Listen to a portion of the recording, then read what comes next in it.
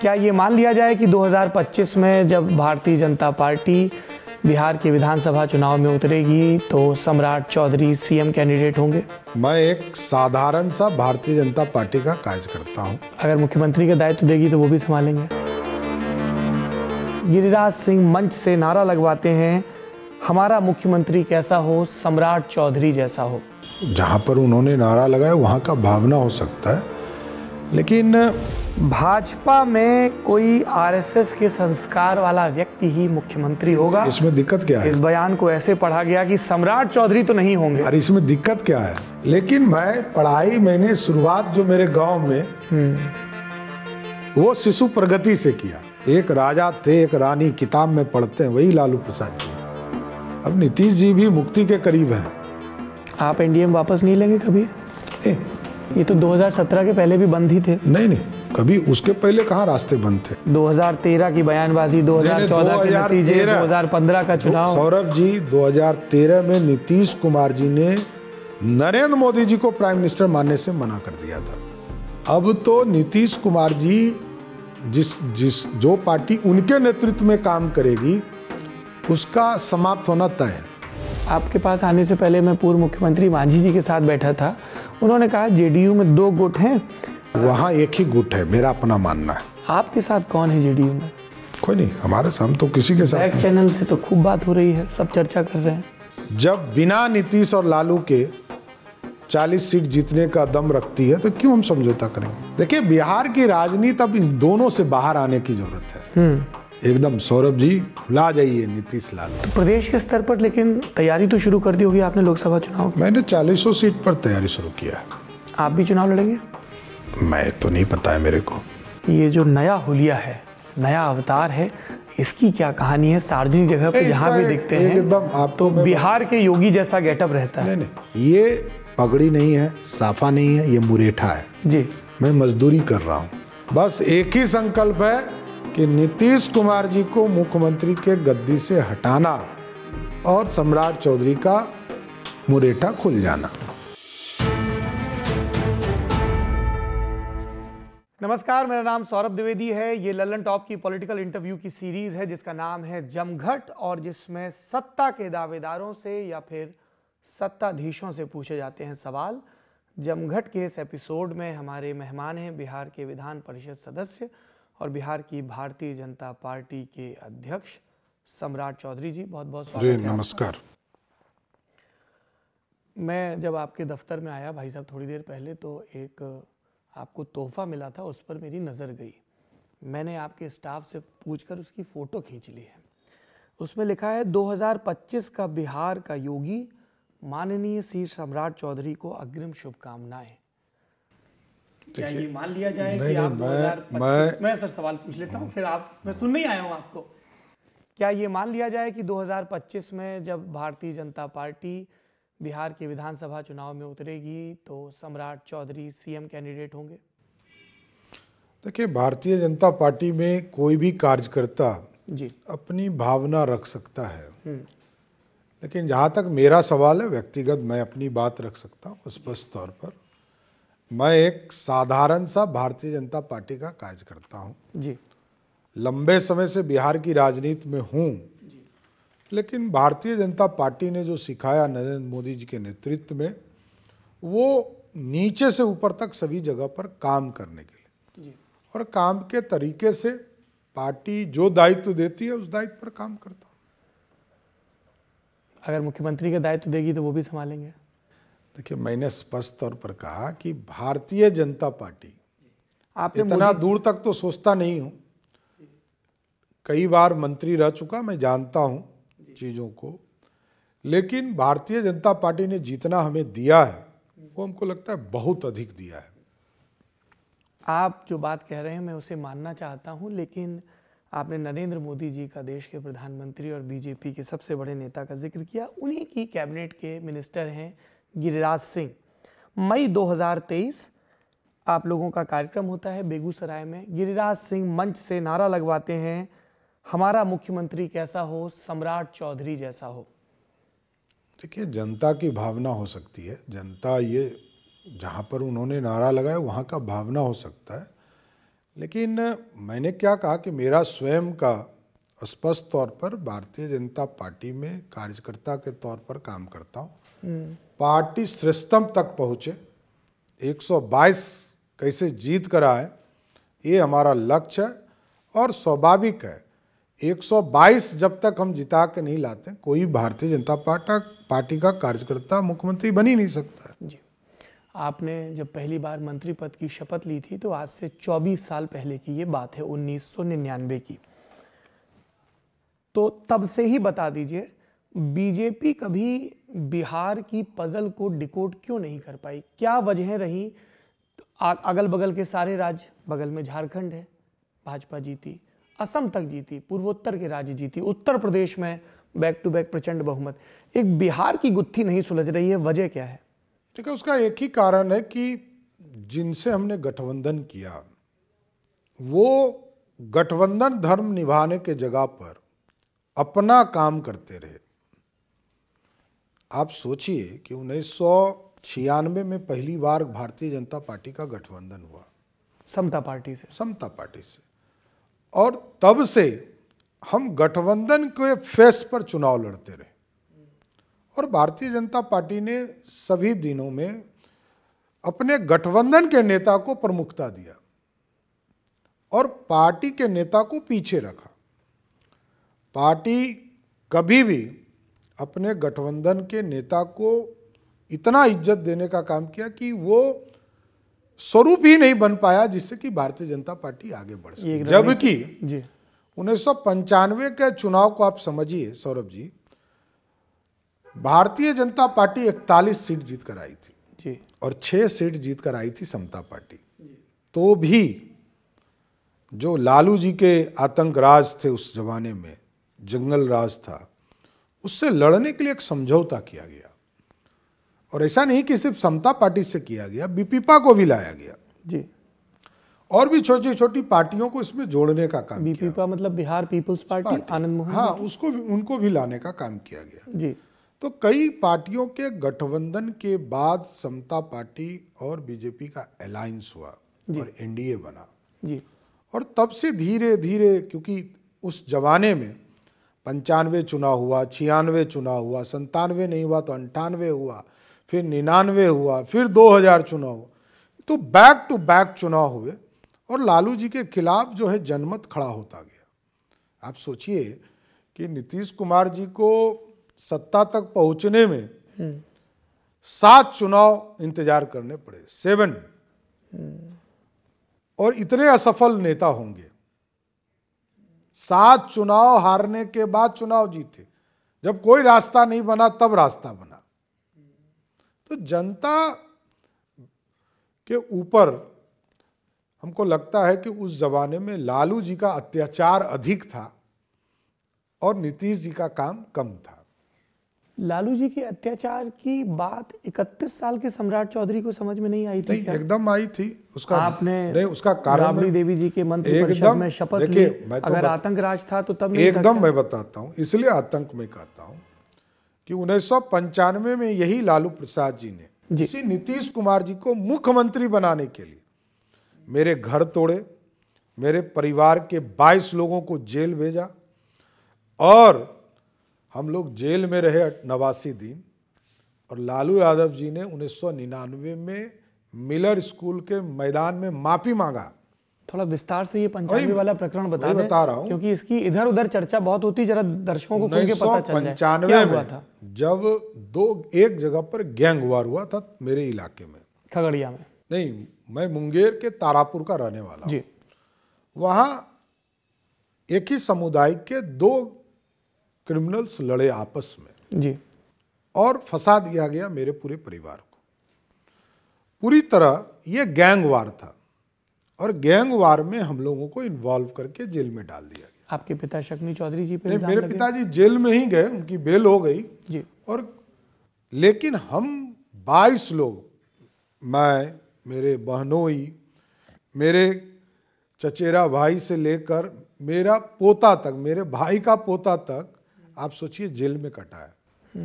सब लोगों ने जेल में लालू प्रसाद जी ने इतना अत्याचार कराया हजारों लाठी खाया इस शरीर पर हम लोगों ने, हजारों लाठियां, जेल में रहा।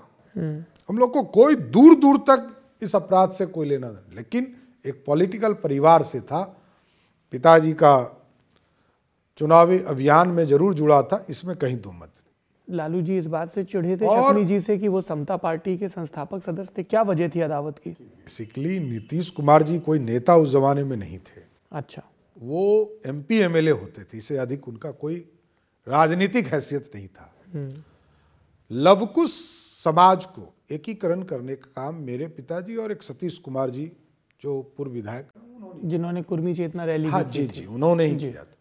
तो इन दोनों ने कुशवाहा, कुर्मी, धानुक समाज को जोड़ने का काम किया और सभी लोग मिलकर आंदोलन, ये तो लालू जी के साथ थे, नीतीश कुमार जी 1994 तक तो लालू प्रसाद जी के साथ ये काम कर रहे थे ना, नीतीश जी उनके पीछे खड़े थे। तो ये पूरी तरह उससे निकालने का काम किया। लेकिन नेता बनने का जब मौका आया, क्योंकि मेरे पिताजी से बहुत छोटे थे, लगभग 16-17 साल छोटे थे, तो राजनीतिक तौर पर, क्योंकि मेरे पिताजी एक पॉलिटिशियंस के साथ एक मिलिट्री मैन रहे, तो वो सीधा सीधा चलने जानते थे, इधर उधर नहीं। और नीतीश कुमार जी चाणक्य के लिए रूप में जाने जाते थे। उनका राजनीतिक मकसद था सत्ता हासिल करना। और हमको वो दिन याद है जब 1995 का चुनाव ये हार गए थे जी, तो ये लौट के आरजेडी में जाना चाहते थे। तब जनता दल लालू, हाँ नहीं बना था। जनता दल जी। तो लालू जी ने लेने से इनकार कर रहे थे। वो दिन भी हम लोगों ने देखा। ये बात आपके पिताजी ने आपको बताई? नहीं, मैं ही तो था। मैं जब जेल गया इन लोगों के लिए, मैं तो वो दौर ही देख रहा था इन लोगों के सामने। मैंने तो यातना सही है इस आज के मुख्यमंत्री नीतीश जी के लिए, तो वो दौर तो देखा ही है। तो लालू जी ने इनको वापस नहीं लिया? नहीं, उस समय तो नहीं लिया। इतना सब अत्याचार रहा, फिर 4 बरस के भीतर आपके पिताजी और माताजी देखिए, जो नीतीश कुमार जी ने राजनीतिक धोखा दिया। क्या धोखा दिया? राजनीतिक धोखा, इसके बाद कुछ बचता नहीं था। रास्ते नीतीश कुमार जी ने एक तरह से पॉलिटिकल रास्ते बंद करने का काम किया। शक्नी चौधरी जी के? हाँ, स्वाभाविक है, नेता तो वही थे जी। क्या रास्ते बंद करें? थोड़ा जनता जो नया वोटर है, जिस पे बीजेपी बहुत फोकस करती है, देखिए, राजनीतिक तौर पर पार्टी को पूरी तरह अपने हाईजैक करने का काम नीतीश कुमार जी ने किया। जॉर्ज साहब के यहाँ भी सुनवाई नहीं हुई आप लोगों की? नहीं, जॉर्ज साहब को तो जैसे ही मुजफ्फरपुर से वो नालंदा ले गए, और वो भी एक घटना है जिसको बताया नहीं जा सकता है, ऐसा घटना हुआ था। पर आप इतना खुल के बात कर रहे हैं, आप नहीं बताएंगे तो कैसे पता चलेगा? स्पष्ट तौर पर नीतीश कुमार जी चाहते थे कि नालंदा ले जाए, ताकि लोगों ने समझा नहीं हो जाए। हाँ, ये लोग सारे लोग सीधा लोग थे, पॉलिटिशियन नहीं थे, सीधे स्ट्रेट चलने वाले थे, समाज की बात बोलने वाले थे।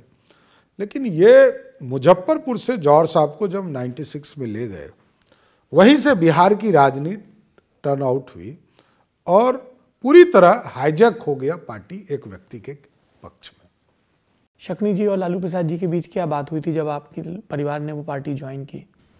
नहीं, कोई बात नहीं। देखिए, राजनीतिक तो साफ तौर पर है, हम सहयोग करते हैं, राजनीतिक में वोट का आदान प्रदान करते हैं जी। लालू जी ने कभी हमको वोट नहीं दिया, ये भी बता रहा हूं मैं। लालू जी का वोट कभी राजद में रहते हुए भी एक वोट भी वो दिलवा नहीं पाए मेरे परिवार को जी। 99 के लोकसभा चुनाव में एक भी वोट नहीं। पिताजी कई चुनाव लड़े, एक भी वोट नहीं। जिसके लिए लालू जी जाने जाते हैं कि उनका सिंबल लेकर कोई चला जाए, वो टर्नआउट नहीं हो पाया, ये भी मैं मानता हूं। इसके बावजूद हम लोग राजद से विधायक भी हुए हम लोग, क्योंकि हमारे इलाके में नीतीश कुमार का प्रभाव नहीं था जी। मुझे तो ये बड़ा सरप्राइजिंग लगा जब मैं आपके पिताजी के बारे में पढ़ रहा था कि क्या ही ज़ोरदार नेता शक्नी चौधरी जी निर्दलीय जीत के, और जब सब जगह कांग्रेस हार रही तब कांग्रेस से जीत के फिर समता पार्टी, है ना, लगातार। और इसलिए हम लोग को एक ये बड़ा विचलन भी लगा उनके पॉलिटिकल करियर से जब वो गए। क्या हुआ जब आपको पहली मर्तबा मंत्री बनाया गया। हमने बहुत विस्तार से पढ़ा है सूरज भान जी ने किस आदेश के तहत आपको बर्खास्त किया। नहीं, बर्खास्त नहीं किया था। नहीं, इस पे संवैधानिक बहसें हुई थी सर कि क्या राज्यपाल बर्खास्त कर सकते हैं? नहीं, बर्खास्त नहीं किया था, वही बता रहा हूँ। मैंने इस्तीफा दिया क्योंकि मैं किसी सदन का सदस्य नहीं बन पाया था। तो 19 तारीख को मैंने ओथ लिया था, 19 मई 1999 को, और 16 नवंबर को मेरा जन्मदिन था। उसी दिन मैंने शाम को इस्तीफा दे दिया था, इसलिए वो कोई इशू ही नहीं था। इस्तीफा दिया, लेकिन उस समय की सारी मैगजीन्स और अखबारों में तो ये रिपोर्ट हुआ कि आपको बर्खास्त किया गया। बर्खास्त करने का नोटिफिकेशन होगा ना, नोटिफिकेशन में स्पष्ट तौर पर मैंने इस्तीफा दिया और उसके आधार पर नोटिफाइड हुआ। मेरे सामने ये इंडिया टुडे मैगजीन की रिपोर्ट है। नहीं, मैगजीन में अपनी बात रख सकते हैं कोई जी, मैगजीन गलत भी हो सकता है, लेकिन मैं कहता हूं कि नोटिफिकेशन स्पष्ट होता है कि आर्टिकल किस आर्टिकल के तहत आपने इस्तीफा दिया जी, और आपके इस्तीफे के आधार पर जी, मुख्यमंत्री को मैंने इस्तीफा दिया और उसके आधार पर हमारा इस्तीफा स्वीकार्य हुआ।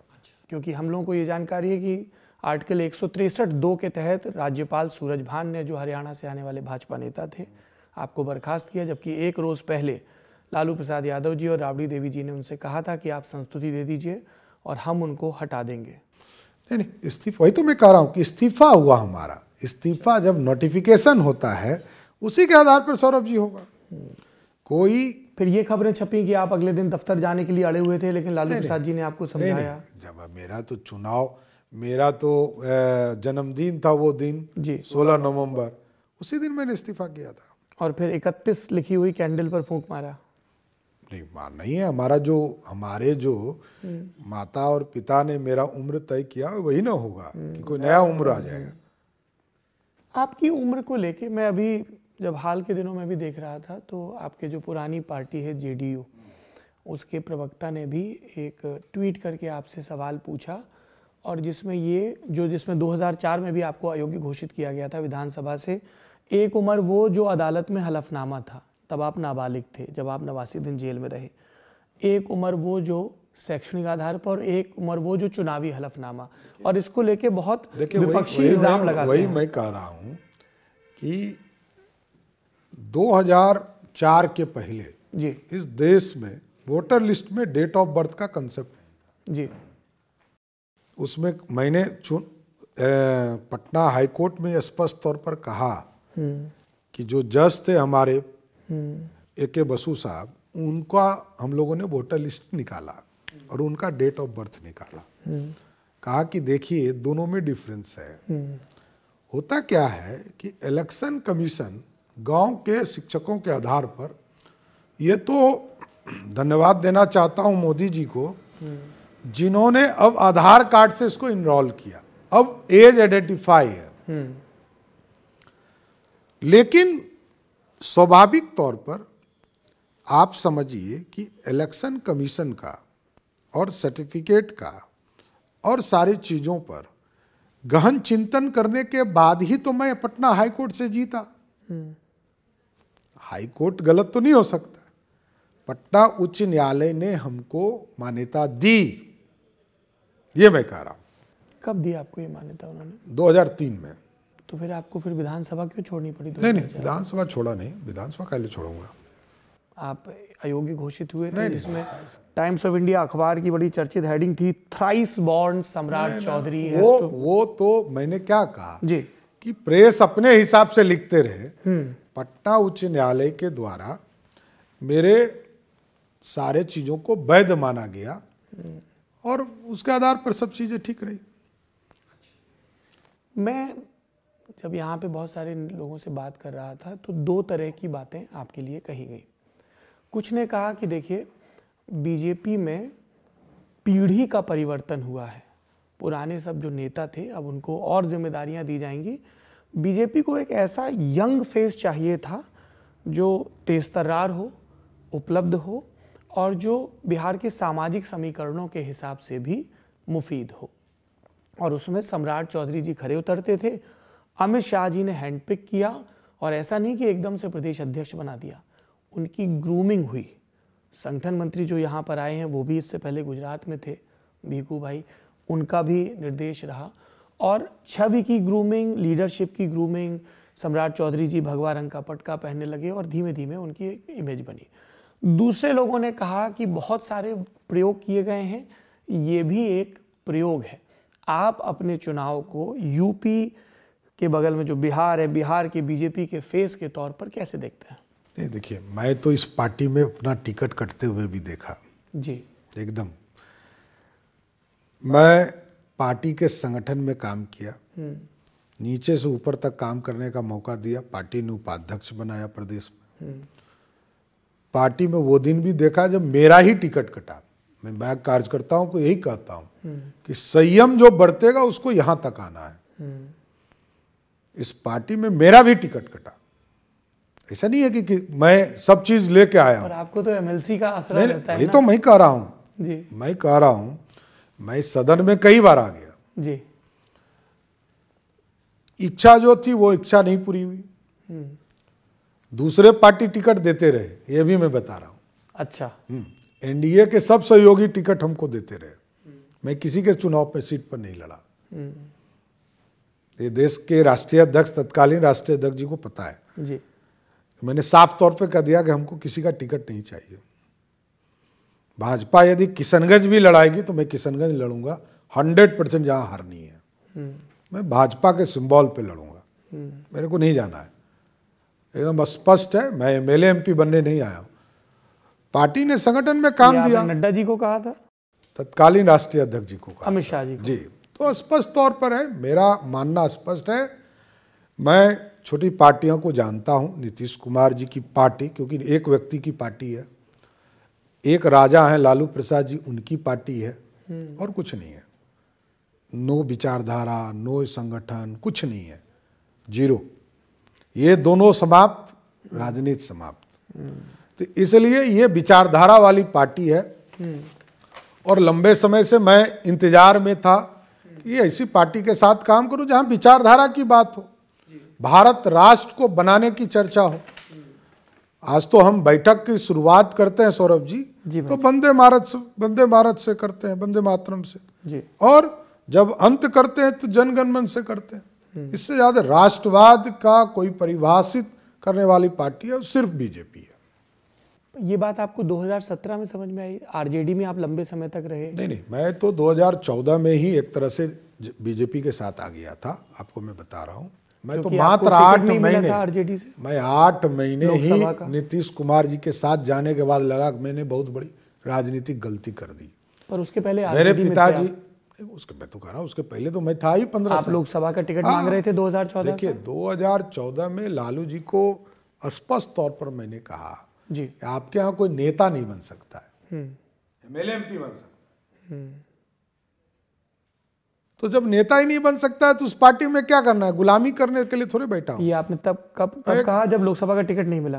नहीं, उसके पहले कहा। मैं 2013 में उनके साथ उनके खिलाफ जा चुका था और 14 से कंप्लीट उनके खिलाफ चला गया। और नीतीश जी के साथ तो मात्र 8 महीने। मेरे पिताजी कभी नहीं चाहते थे कि मैं नीतीश कुमार के साथ, उन्होंने रोका था आपको एकदम।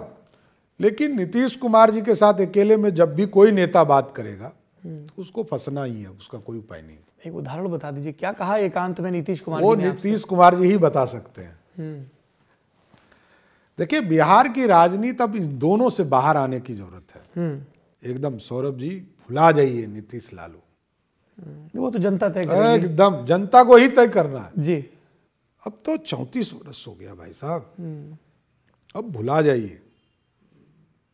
एक राजा थे, एक रानी, किताब में पढ़ते हैं, वही लालू प्रसाद जी है।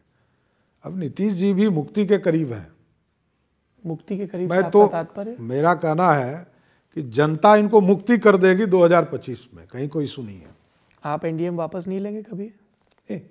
नीतीश कुमार जी के लिए सारे रास्ते, आदरणीय गृह मंत्री, ये तो 2017 के पहले भी बंद ही थे। नहीं, कभी उसके पहले कहाँ रास्ते बंद थे? 2013 की बयानबाजी, 2014 2013, 2015 का चुनाव। सौरभ जी, 2013 में नीतीश कुमार जी ने नरेंद्र मोदी जी को प्राइम मिनिस्टर मानने से मना कर दिया था जी, और 2017 में प्राइम मिनिस्टर मान लिया फिर मान लेंगे, नेता आ जाएंगे। नहीं, नेता मान लिया, अब नहीं है।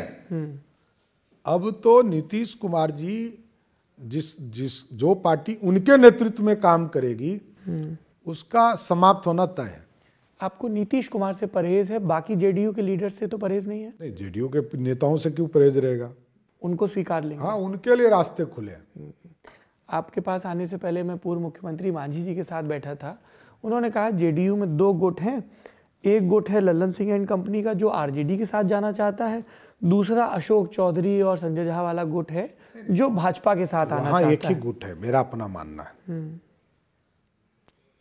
वहाँ ललन जी की राजनीतिक हैसियत नीतीश जी ने बता दिया है, इसलिए उस पर कोई डिस्कस करने की जरूरत नहीं। और अशोक जी नीतीश जी के साथ हैं, ललन जी भी नीतीश जी के साथ हैं, लेकिन नीतीश जी ने ललन सिंह जी को बता दिया है कि आपकी राजनीतिक हैसियत क्या है। आपके साथ कौन है जेडीयू में? कोई नहीं, हमारे हम तो किसी के साथ। बैक चैनल से तो खूब बात हो रही है, सब चर्चा कर रहे हैं। देखिए, आप एक चीज समझ लीजिए, भारतीय जनता पार्टी 2024 में जब बिना नीतीश और लालू के 40 सीट जीतने का दम रखती है तो क्यों हम समझौता करेंगे? इसमें आपने वो सीट भी जोड़ ली जिसे आप शर्तिया हार का बता रहे हैं, किशनगंज। एकदम वो दौर अलग था, आज दौर अलग है। अभी आपने कहा ना कि किशनगंज भी भेजेंगे, जहाँ शर्तिया हारते हैं तो जाएंगे। वहां उस दिन का था, मैं कह रहा हूं, उस दिन मैं हारा था। हाँ, 2019 में हारा था, इस बार जीतूंगा। 40 सीटें जोड़ रहे हैं, इसमें एनडीए में सहयोगी कौन कौन होगा? है सहयोगी तो हैं ही, हमारे साथ चिराग पासवान जी हैं, उपेंद्र कुशवाहा जी हैं, जीतन राम मांझी जी हैं, पशुपति पारस जी हैं, तो 4 हमारे साथ। तो आपस में ही झगड़ा है चिराग और पशुपति का? वो ठीक है, वो पारिवारिक इशू पे हमारा कुछ नहीं करना है, राजनीतिक समझौते तो आप ही को करना है कि एलजेपी की 6 सीटें पशुपति पारस को देंगे या चिराग पासवान को? सौरभ जी, पार्टी का झगड़ा अलग होता है, अमित भाई बैठ के पंचायत करेंगे, और परिवार का झगड़ा अलग है जी। परिवार में हम लोग का कोई रोल नहीं, हम लोग राजनीतिक समझौता करने बैठे। और मांझी जी को कितनी सीटें देंगे? सीट तो उसके लिए हमारे केंद्रीय स्तर पर टीम बैठी है, वो वहाँ बात होती है। तो प्रदेश के स्तर पर लेकिन तैयारी तो शुरू कर दी होगी आपने लोकसभा चुनाव की? मैंने 40 सीट पर तैयारी शुरू किया है। मतलब ये संभावना भी है 40 सीट पे बीजेपी का? नहीं, हमारे सहयोगी लड़ेंगे तो उनको जिताने का काम भी तो भाजपा को करना है। आप भी चुनाव लड़ेंगे? मैं तो नहीं पता है मेरे को, ये मेरे को पता राजनीति में इतने लंबे पॉज के बहुत निहितार्थ निकाले नहीं, मैंने तो कहा कि मैं तो 2026 तक मेरा विधान परिषद की सदस्यता है, और पार्टी का निर्णय सर आंखों पे होता है, लेकिन मैं किसी चीज का उम्मीदवार नहीं। सदस्यताएं तो बदल जाती हैं, योगी जी लोकसभा के सदस्य थे, विधान परिषद के हो गए। मैं उम्मीदवार ही नहीं हूँ किसी चीज की, पार्टी को जिताना मेरा काम है। पार्टी के कई वरिष्ठ और कद्दावर नेता नए सिरे से दौड़ा धूपी कर रहे हैं, उनको आशंका है कि टिकट कट जाएगा। नहीं, देखिए, यहाँ तो सबको मौका मिलता है, और पार्टी का नेतृत्व संसदीय बोर्ड तय करता है कि कौन लड़ेगा कौन नहीं लड़ेगा। और कुछ पुराने नामों की विदाई भी हो सकती है? ये पूरी तरह केंद्रीय टीम ही कर सकता है। फीडबैक तो आप ही लोग भेजते होंगे? नहीं, पार्टी के संगठन से विचार लिए जाते हैं, और सभी चीज़ों पर आप समझते हैं भाजपा जिस तरह काम करती है, सबको मौका पूछ लेता हूँ, क्या राधा मोहन सिंह, गिरिराज सिंह, राजीव प्रताप रूडी, अश्विनी चौबे, रविशंकर प्रसाद, इन सब कद्दावर नेताओं को अपनी लोकसभा की टिकट की चिंता करनी चाहिए या दिल्ली के भरोसे? नहीं, तब तो आप जिनका नाम लिए जी, ये सब तो बेचारे हमारे बाद आए, तब तो पहले हमारे ही सदस्यता खत्म होनी चाहिए। आपके बाद आए मतलब? रविशंकर जी तो 2000 में पहली बार सदन में आए बेचारे जी, गिरिराज जी 2002 में आए। हाँ, तो कहाँ बेचारे का टाइम पूरा हुआ है, ये तो बहुत बाद में आए हैं। मैं तो 99 में आ गया, तो तब तो आप तो बाली उम्र में आ गए थे ना, सबको वो सुख थोड़ी मिलता है। नहीं, ऐसा थोड़े होता है, राजनीति सबके लिए पैरामीटर सेम होगा जी। जो पहले आएंगे हाँ, उनको पहले जाना होगा। नहीं, ये बड़ा क्रिप्टिक रिस्पांस हो गया, पहले आए पहले जाना होगा, मतलब इनको जाना होगा या? देखो, जो पहले आते हैं उनके लिए सोचा जा सकता है कि भाई ये बहुत दिनों से, लंबे समय से हैं। जी, जैसे कोई 2 बार 3 बार राज्यसभा में चले जाते हैं, हाँ, 2-3 बार काउंसिल चले जाते हैं, तो हम लोग कहते हैं भाई उनको चुनाव लड़ना चाहिए। हाँ, तो उसी तरह की बात आप कर रहे हैं। इसलिए हमारे स्तर पर मेरा साफ तौर पर मानना है जिन लोगों का आपने नाम लिया ये सभी वरिष्ठ नेता है हमारे, पार्टी इन पर भरोसा करती है तभी तो पार्टी आगे बढ़ी है। कई लोगों ने इस बात का संकेत किया कि सम्राट जी से ये ज़रूर पूछा जाए कि ये जो नया हुलिया है, नया अवतार है, इसकी क्या कहानी है। सार्वजनिक जगह पर जहाँ भी दिखते हैं एकदम आपको तो बिहार के योगी जैसा गेटअप रहता है। नहीं, कोई योगी जी महंत हैं, बाबा हैं, मैं बाबा नहीं हूँ। पहला शब्द एकदम क्लियर रखिए, मैं बाबा नहीं हूँ, मैं पुजारी नहीं हूँ। बाबा तो महंतगिरी करके राजनीति में बड़े आगे आए हैं जी, और उन्होंने समाज की सेवा की जी। मैं एक पॉलिटिकल वर्कर हूँ एकदम साफ तौर पर। ये पगड़ी नहीं है, साफा नहीं है, ये मुरेठा है जी। मैं मजदूरी कर रहा हूँ। आप जिस दिन नीतीश कुमार जी को हटा दीजिएगा, जनता हटा देगी, उसी दिन खोल दूंगा। संकल्प है, शपथ है। यही संकल्प है और कोई भीष्म प्रतिज्ञा। बस एक ही संकल्प है कि नीतीश कुमार जी को मुख्यमंत्री के गद्दी से हटाना और सम्राट चौधरी का मुरेठा खुल जाना। सबने संकेत किया कि जब जब वो आपकी ये प्रतिज्ञा सुनते हैं वो 9 बरस पीछे चले जाते हैं। यही सम्राट चौधरी, यही नीतीश कुमार, और इन्हीं के लिए सम्राट चौधरी ने ये इल्ज़ाम लिया कि आरजेडी ने कहा कि धोखे से हमारे विधायकों के दस्तखत करा लिए, 13 को साथ लेकर गए, 9 ने कहा दस्तखत कराए थे चीफ विप के तौर पे किसी और कागज़ पर, ले कहीं और गए। अरे भाई वही तो मैं कह रहा हूँ कि आप यदि 1995 याद करिएगा तो इसी नीतीश कुमार जी के लिए जेल गया। वही लालू प्रसाद जी ने हमको जेल में पिटवाया और 89 दिन जेल में रखा। राजनीतिक घटना बदलती है, लेकिन आज बिहार की जनता के लिए, बिहार की कमिटमेंट को पूरा करने के लिए बिहार 18 साल नीतीश कुमार को झेल चुका, अब कितने दिन झेलेगा। जब जब आप 18 साल कहते हैं तब तब हमें 2015 से 17 का दौर छोड़ दें और इधर का 2 साल, गठबंधन में तो बीजेपी भी थी। वही मैं बता रहा हूँ, 9 साल बिहार में काम हुए और 9 साल सरकार बचाने का काम हुआ, चाहे वो हमारे साथ हो या हमारे विरोध में। मैं खुल के कहता हूँ जी। नीतीश कुमार जी जब से सरकार बचाने का काम करने लगे, सरकार कोलैप्स कर गई। आज तो बालू माफिया, शराब माफिया और जमीन माफिया ही आपको दिखेगा बिहार में।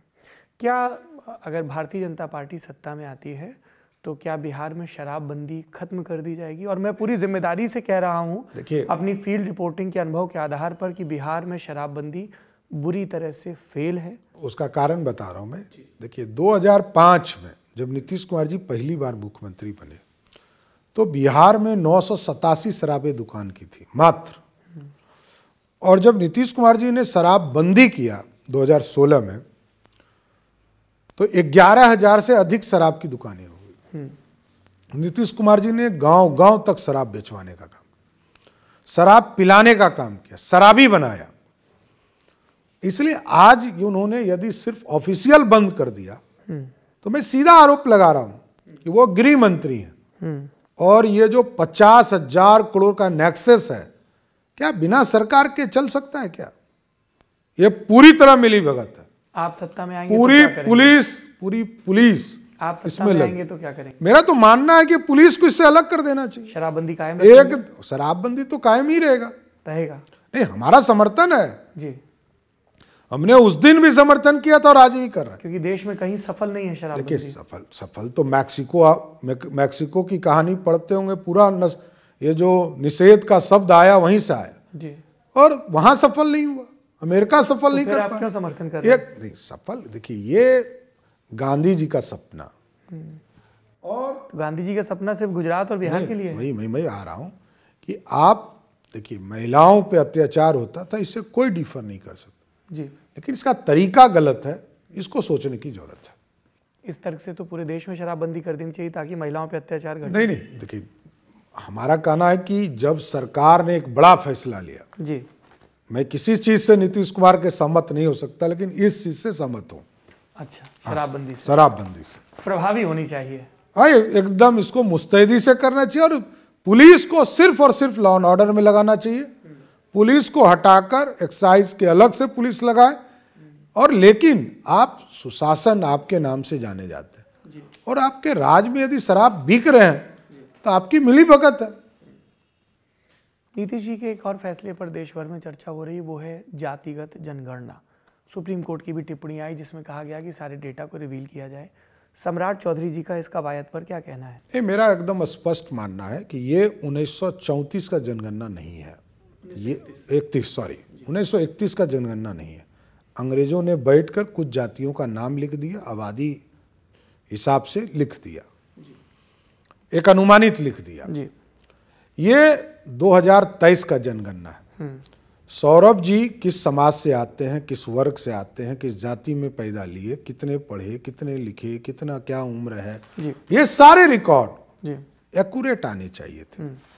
जिस तरह आधार में ओटीपी आता है, उसी तरह की एक व्यवस्था खड़ी करनी चाहिए। आज 80% समाज के लोग ये कह रहे हैं कि हमारा तो कभी गिनती नहीं हुआ, हम जानते ही नहीं है।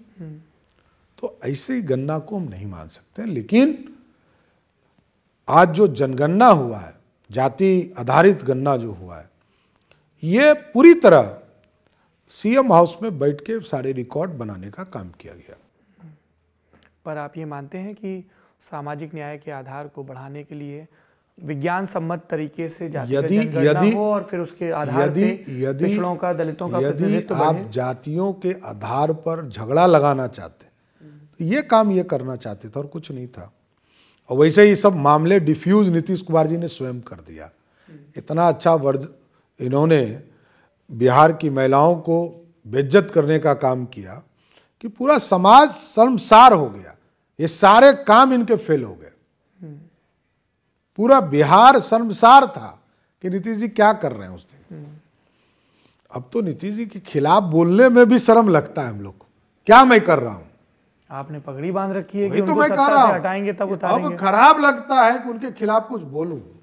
इस स्थिति में बिहार चल रहा है। क्या लगता है आपको, सरकार नीतीश जी चला रहे हैं, तेजस्वी जी चला रहे हैं? कौन है आपका मुख्य प्रतिद्वंदी? दोनों में कोई नहीं चला रहा है, कोई तीसरा ही चला रहा है। कौन है ये तीसरा? अभी तो जानता ही नहीं, यही तो खोज रहा हूं। सरकार चला तो ना नीतीश चला रहे हैं ना तेजस्वी चला रहा है जी, कोई और चला रहा है। वो भी आप ही की तरह युवा नेता हैं, पुराना परिचय भी होगा, आपका मित्र भी होंगे।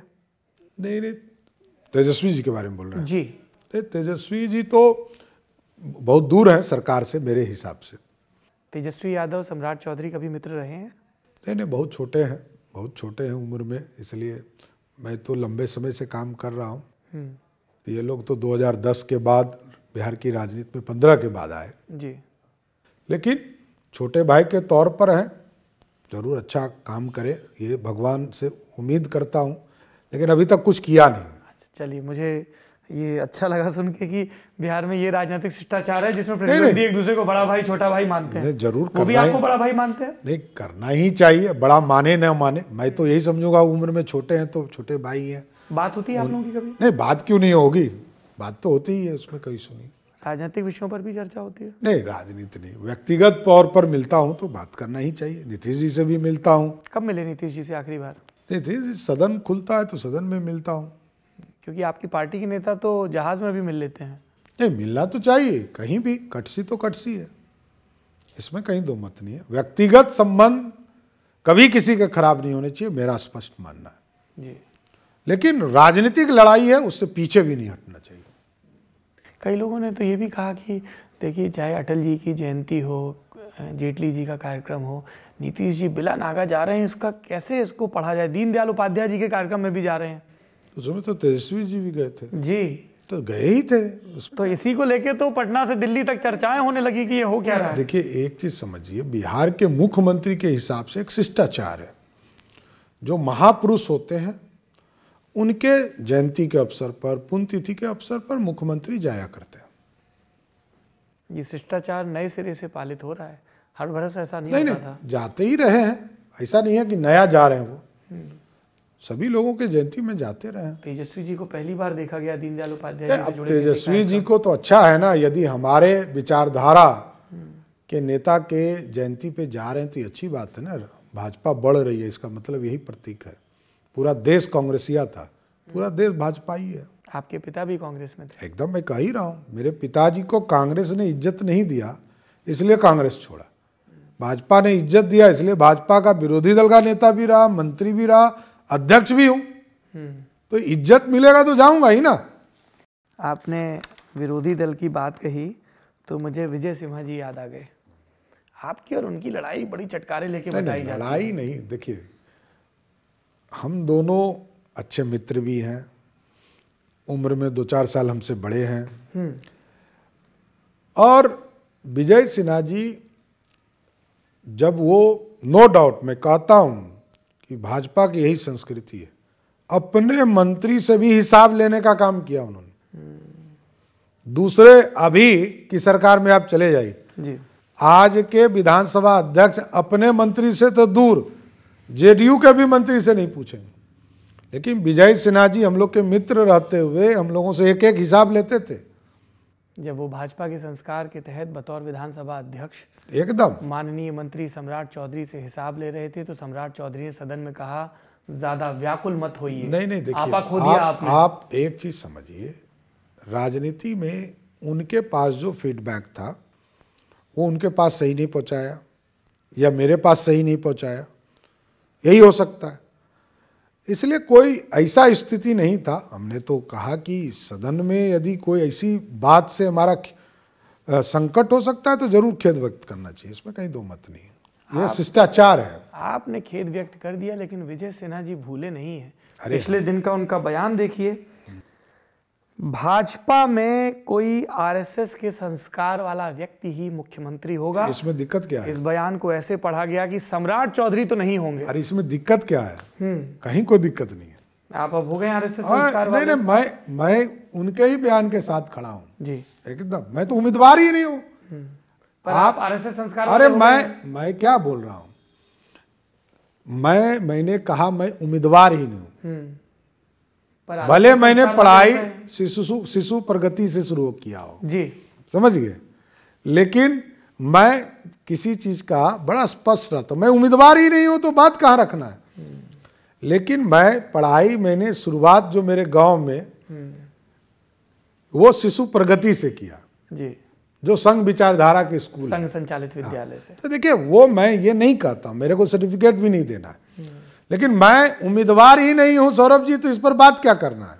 अच्छा, एक बात ये भी हुई जब ये संघ के संस्कार की बात आई कि सम्राट चौधरी जी को प्रदेश अध्यक्ष तो बनाया गया, लेकिन टीम के चुनाव में पूरी छूट नहीं मिली और ये भी कहा गया कि प्रकारांतर से संगठन मंत्री भीखू भाई ही चला रहे हैं भाजपा को।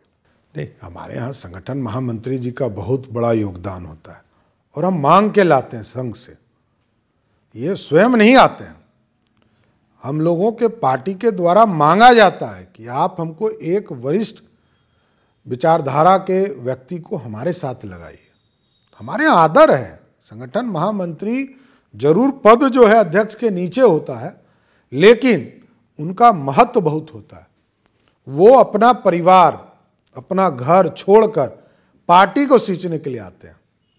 और गुजरात से आते हो तो शक्ति भी ज्यादा है। पूरे देश में ये काम होता है। पहले भी नागेंद्र जी क्षेत्रीय महामंत्री के तौर पर अभी काम कर रहे हैं जी, हमारे यूपी से ही आए थे। हाँ, एकदम ठीक कर रहे हैं, तो लगातार काम करते रहते हैं। कोई सारे नागेंद्र जी, हाँ, तो आप कह रहे हैं कि भीखू भाई का पूरा आशीर्वाद रहता है? नहीं, एकदम आशीर्वाद उनके आशीर्वाद और मार्गदर्शन से ही पार्टी चलती है जी, इसलिए ये कोई सवाल ही नहीं है। हमारे यहाँ संगठन महामंत्री जी के सहयोग से हम विचारधारा वाली पार्टी हैं, विचारधारा से अलग नहीं हो सकते हैं। भारत को श्रेष्ठ बनाना ही सपना है, उसी विचारधारा पे काम करते हैं। अच्छा, और उनके उस स्वाभाविक है, उसके मार्गदर्शक वही होते हैं। ठीक है, मुझे बस ये और बता दीजिए कि नरेंद्र मोदी जी बिहार में भाजपा के अभियान की शुरुआत कब करने वाले हैं? जल्द ही, खरमास के बाद किसी दिन भी प्राइम मिनिस्टर आदरणीय नरेंद्र मोदी जी बिहार आ सकते हैं, जल्द आएंगे। क्योंकि 2014 का हमने अभियान देखा था और उसके पहले की पटना की रैली भी देखी थी, जिससे अंग्रेजी के शब्द उधार लेके कहें तो एक मोमेंटम बिल्ड हुआ था। देखिए, बिहार में अभी तक जब अलग हुए नीतीश कुमार जी हम लोगों से, तो 3 चुनाव हुए और 3 चुनाव में 2 चुनाव हम जीते, और उनको दम था कि लालू और नीतीश दोनों मिल गए। भाजपा जीती 2 जगह पर और तीसरे जगह पर अप्रत्याशित वोटों की वृद्धि हुई। यदि हमारे नेता आएंगे तो वो जो गैप है ना, वो भी गैप भर जाएगा। इसलिए मैंने कहा 40 की 40 सीट जीतूंगा इस बार। चलिए, ये आशावादिता तो अमित शाह ने भी किसी इंटरव्यू में नहीं दिखाई। खरमास का जिक्र हो रहा है, खरमास के बाद क्या होने वाला है? मांझी जी कह रहे हैं नीतीश जी कुछ करेंगे खरमास के बाद, आप कह रहे हैं खरमास के बाद पीएम का दौरा होगा। पूरा बिहार दम साधे खरमास के बीतने का वेट कर रहा है। नहीं, हमारे यहाँ 13 को उनका कार्यक्रम लगा था, वो खरमास के पहले था, लेकिन अब 13 के बाद उनका कार्यक्रम लगने वाला है। कोई रैली प्रस्तावित है? हाँ, होगा। ठीक है, आप सम्राट चौधरी जी को सुन रहे थे। सम्राट चौधरी जी ने भाजपा की रणनीति, सीटों का दावा, इन सब के बारे में विस्तार से बात की। जितना हम सुनना चाह रहे थे पूर्व के राजनीतिक अनुभवों के बारे में, वो नहीं सुन पाए। वो कहानी फिर कभी जमघट में बातचीत का सिलसिला चलता रहेगा। आप देखते रहिए ललन टॉप।